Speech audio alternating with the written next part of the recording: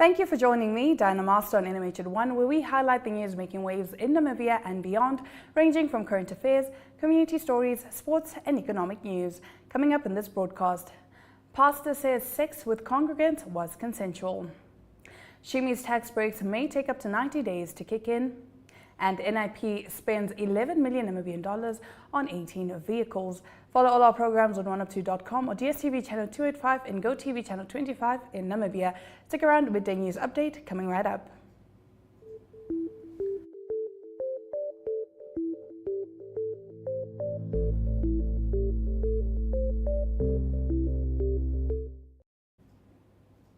The police in Omusati region have taken in a pastor and owner of a church, Have Mercy Mission Ministries in Omusati region yesterday after he allegedly raped 3 of his congregants aged 17, 19 and 24 years old who attend his church.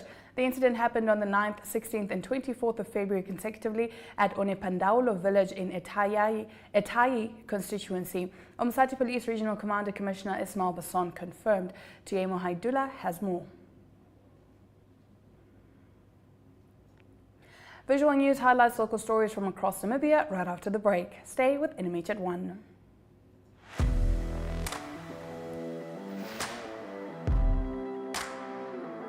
Hello and welcome to today's Sports Rep Show. I am your host, Jesse Jackson Kauraika.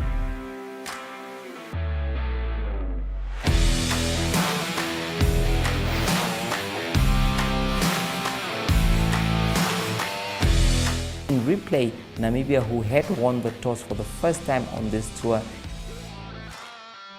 Good day everyone, time for international sports news, starting off with tennis news, both on the WTA for women's and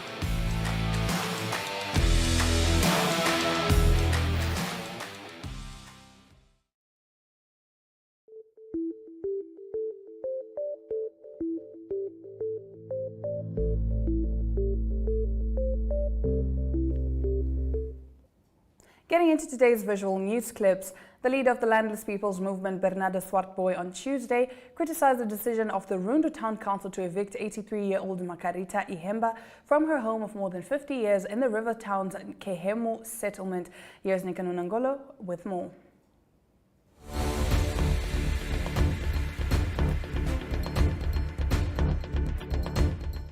Of the Rundu Town Council are weak, whining wimps who have no capacity to fight a good fight to get what the town of Rundu deserves?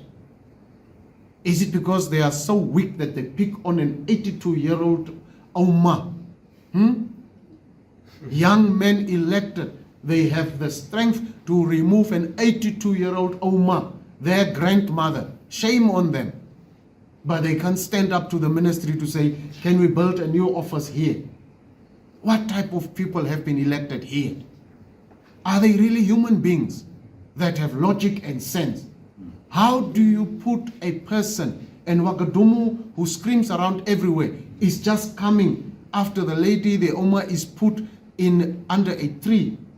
The whole governor, representative of the head of state of the Republic of Namibia, whose family drives around cars without stopping at roadblocks, some of them, I'm told. I don't know how true it is. But he just comes and intervenes with a tent. Just with a tent. Then they dress up in suits that are shining and put perfume that stinks so that your nose actually gets blocked. But they can just provide a tent for a grandmother. Let God deal with these people. Because such conduct is unacceptable. Absolutely unacceptable.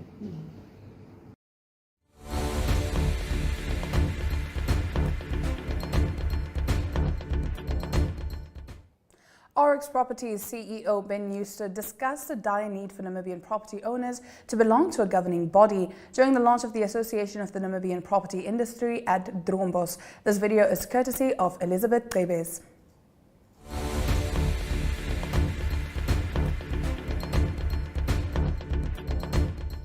Really here to achieve, and we want to be quite forthcoming and quite apparent and transparent of what we want to do. We want to create that powerful platform, where all of the role players in the market can get together, raise their opinions and create strategies on how we improve the sector. We want to be recognized as that industry body, something that we've been lacking for a long time, to become that official voice. I mean, COVID was a great example. We went to the local councils to try and get some sort of a benefit for landlords on rates and all the things that was happening at the time. But the message has always been, we can't just do it for one company. You need an industry voice where you can really make changes, really bring change through the industry. So we want to create that platform to also provide you with that credible data. And we've got MSCI who's going to talk to us a bit later about what they can provide to our members. And then we're going to really elevate and enhance the property skills in the market. And we're going to talk you through what we're going to do there. And then lastly, to really lobby and enhance government and enhance the legislative environment. A classic example is if you go talk about Competition Commission. If you look at South Africa versus Namibia, we're still having to go to the Competition Commission and pay lots of fees. We go over a 15 million investment. Seeing Stritter looking at me.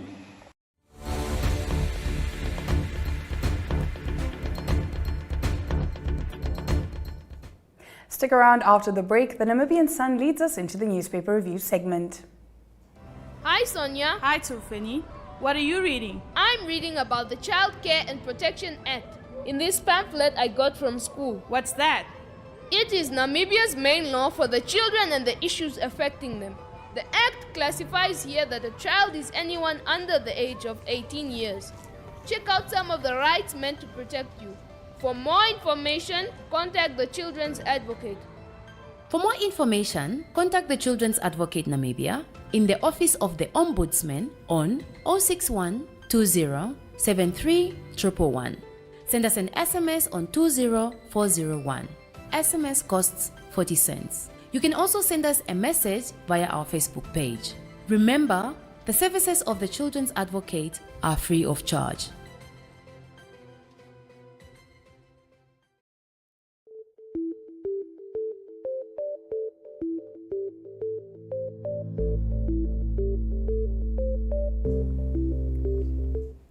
Thank you for staying with NMH at 1. We now take a look at what the lead stories are in Namibia's daily newspapers. Starting us off, the Namibian Sun reports that SWAPO veteran Helmut Angula says the ruling party must hold an extraordinary Congress within the time prescribed by its constitution to fill the party president position, which became vacant last month following the death of President Geingob. He pointed to a provision in the party constitution which requires that in circumstances such as the death of the party leader, an extraordinary Congress must be called to find a replacement.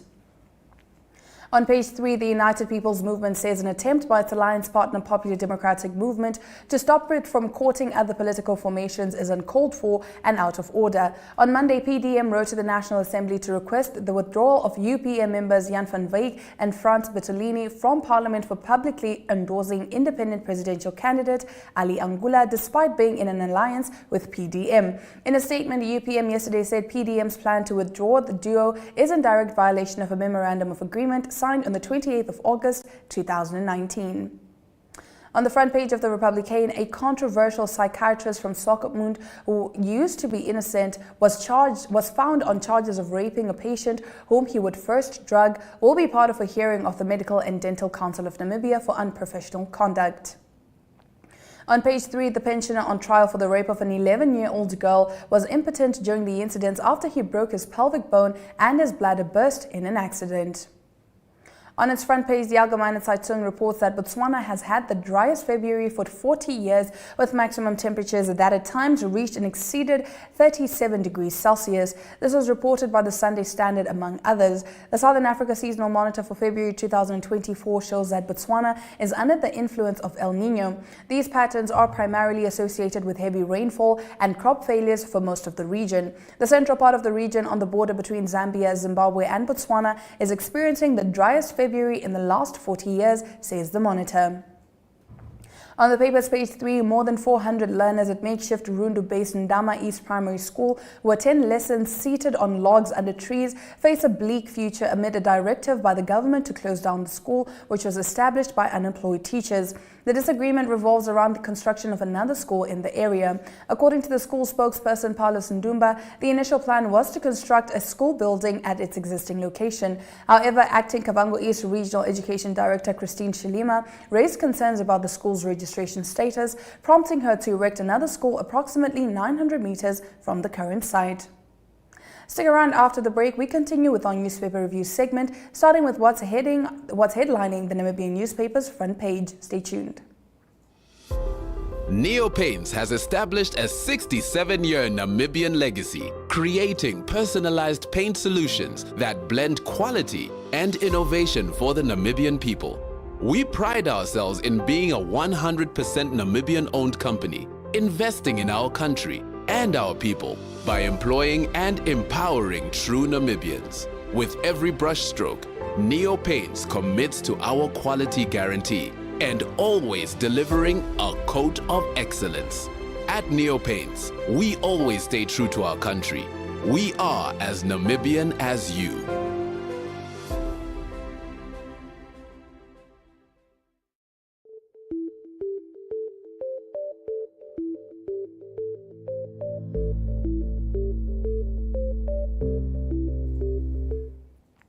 Continuing right along with our newspaper review segment, on the Namibian newspaper's front page, Namibians paid 100,000 Namibian dollars and less per year would enjoy the fruits of the tax exemption announced by Minister of Finance and Public Enterprises Ipumbushimi last week in about 90 days. The tax breaks include the first 100,000 Namibian dollars earned by employees being tax-free.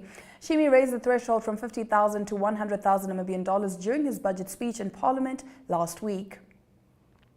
On page 3, former President Geingo's Rolex watch, allegedly stolen by one of his trusted security guards, was sold for 7,000 Namibian dollars. According to sources, the value of the watch is about 800,000 Namibian dollars. This was confirmed by a senior government source. The suspect sold the watch to the son of a former minister. According to the sources, the watch was stolen weeks ago. However, it was agreed that the matter would only be dealt with after the funeral.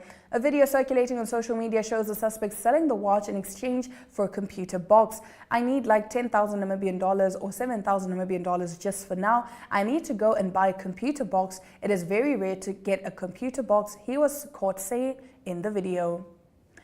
Moving over, the New Era's lead story reports that President Nangolo Mbumba has expressed profound gratitude to Angolan President João Manuel Goncalves Lourenço for the extraordinary material and emotional support his government provided to the people of Namibia following the passing of Namibia's third president, Dr. Hage Geingob, on Friday, the 4th of February.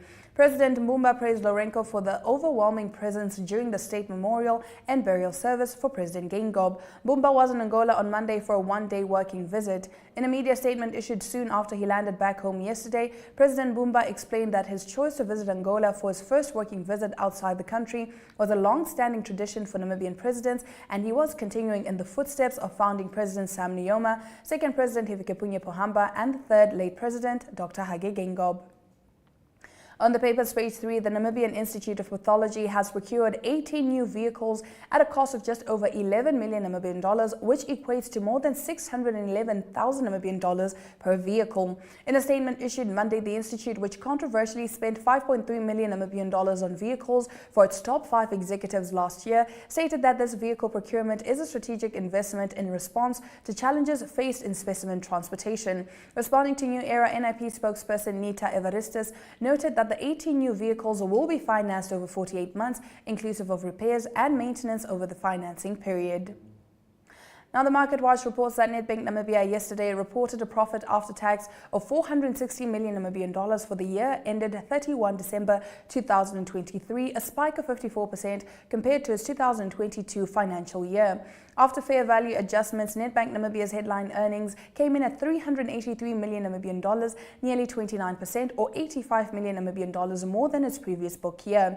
Speaking during a conference call on Nedbank Group's latest annual results, Nedbank Managing Director Martha Murorwa said the local financial institution demonstrated strong resilience and delivered strong financial performance in most of its key metrics. Now, sticking with economic news, we'll be right back with more right after this. Hi, Kambaripa. Hi, Melissa. You look upset. Is everything okay? A healthcare worker refused to attend to me because I visited the healthcare facility without a guardian. Healthcare workers are not allowed to do that. This sounds like a job for your shield of survival. Huh? Your rights, they're your superpowers. Your shield of survival is your right to life, health, nutrition, shelter, and an adequate standard of living. For more information, contact the Children's Advocate Namibia in the Office of the Ombudsman on 061 20 73 111. Send us an SMS on 20401. SMS costs 40 cents. You can also send us a message via our Facebook page. Remember, the services of the Children's Advocate are free of charge.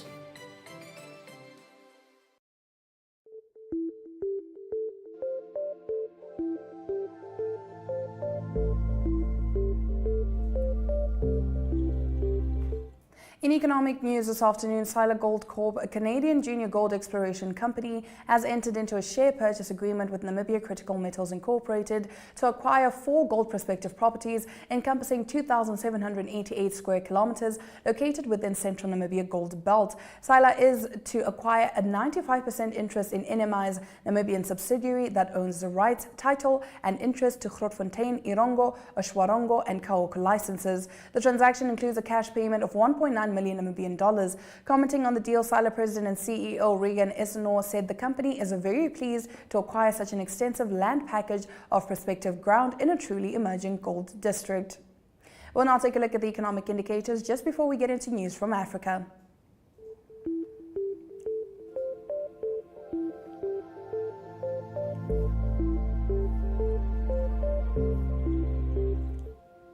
The Namibian dollar trades at 23.97 to the British pound, 20.53 against the euro, 18.88 to the US dollar, and 2 Namibian dollars and 62 cents buys you 1 Chinese yuan. Letego Holdings stocks and Namibia Breweries Limited stocks took an upturn of 2.50 and 0.03% respectively. Local index closed on an upturn of 0.12%, while overall index closed on a downturn of 0.05%. All commodities are up save for gold, which took a dip of 0.06%, now trading at $2,126,000 US dollars and 92 cents per ounce. We now extend to the rest of the continent, and later on we'll bring you international news from the rest of the globe. A bill meant to restrict the use of surrogacy of individuals with infertility or health challenges that prevent them from reproducing naturally was tabled in Uganda's parliament. The bill also seeks to set the minimum age for surrogates to 18. Medical practitioners who defy these provisions can be imprisoned for up to 5 years if the bill passes. Medical practitioners can also be jailed for life if they use their gametes or embryos or those not selected by their clients. Donors must also be free of genetic diseases. The Human-Assisted Reproductive Technology Bill was tabled by Ugandan MP Sarah Opendi and proposes more regulations for other aspects of human-assisted reproduction. Stick around. Right after this, we'll be right back with international news. Welcome to What's Cooking, where culinary passion meets expert insights. Somebody must really want to cook and want to cook good food. Immerse yourself in the bustling world of professional kitchens as top chefs create mouthwatering dishes. Join us for in-depth interviews as our host explores the experiences and expertise of our guest chefs. Don't miss out. Tune in to What's Cooking on NTV every Friday at 2100 hours and let the culinary adventure begin.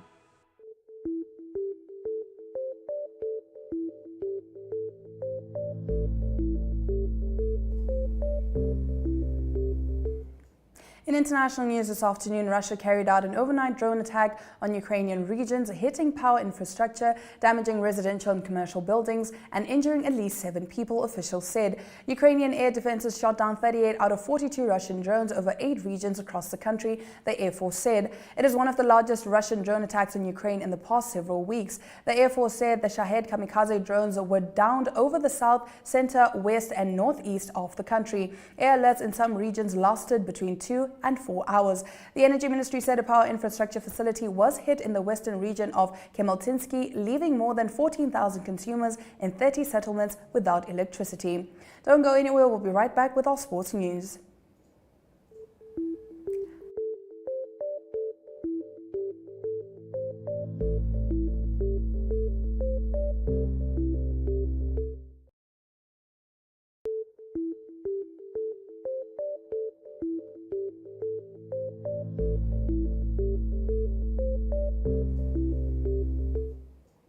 In local sports news, the Irked Regional Netball Association is under an interim executive following the removal from office of the old leadership for reported constitutional non-compliance. The new committee was appointed on Wednesday, the 27th of February, a day after their predecessors were expelled in terms of the Netball Namibia Constitution.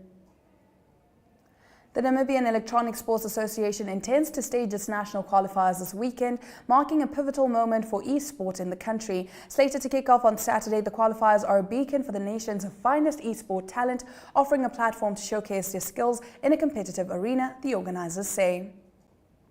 Now, in the build-up to the Namibia Rugby Union Club Rugby Leagues kicking off on the 16th of March, the first teams of FNB Wanderers and FNB Grootfontein took each other on in a pre-season warm-up match last Saturday.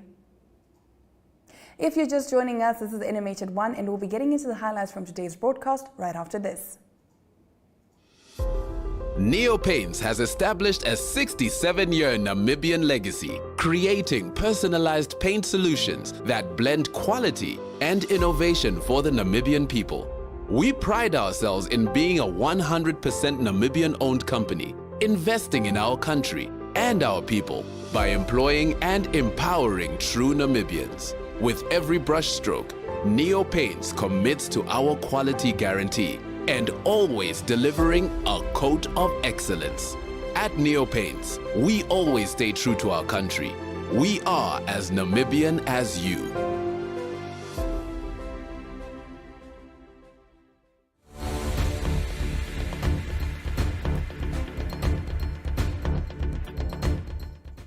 You're watching NMH at 1. For those of you that are just joining us, here are the news highlights. A bill meant to restrict the use of surrogacy to individuals with infertility or health challenges that prevent them from reproducing naturally was tabled in Uganda's parliament. In international news, Russia carried out an overnight drone attack on Ukrainian regions, hitting power infrastructure, damaging residential and commercial buildings, and injuring at least 7 people. And in local sports, the Namibian Electronic Sports Association intends to stage its national qualifiers this weekend, marking a pivotal moment for e-sport in the country. Those have been your highlights. Remember to tune in every weekday at 1 p.m. to spend your lunch hour with NMH at 1, catching up on the latest news in Namibia and beyond. From all of us here in studio, we do wish you a lovely Wednesday ahead.